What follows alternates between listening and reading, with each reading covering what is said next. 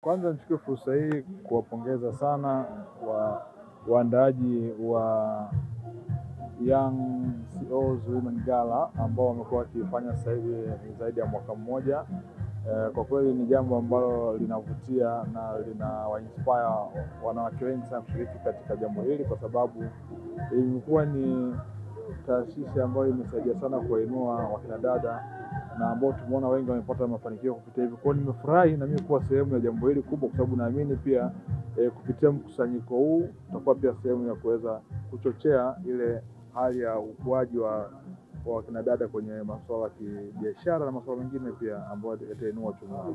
Kwanza kabisa naamini wakina dada wengi wa nchini Tanzania wamepata ari kutokana na wengi kumwangalia kiongozi mkuu Daktari Samia Suluhu Hassan kama kioo chao, na amewafanya wengi kuthubutu hivi sasa na kuweza kufikia matarajio na matamanio wengi ambao wamekuwa wakiyafikia. Kwa naamini kabisa kwamba katika msimu wa pili tutaendelea kuibua na kuendeleza wengi zaidi ili waweze kufikia mafanikio, kwa sababu katika awamu ya kwanza tuliona wametoka wachache, na mimi sasa pia tutaendelea kutoka. Lakini tunashukuru sana kwa sababu tunaamini kabisa kwamba jukwaa hili ni sehemu nzuri ya kuandaa wakina dada wajasiriamali na wafanyabiashara kuweza kufanya vizuri.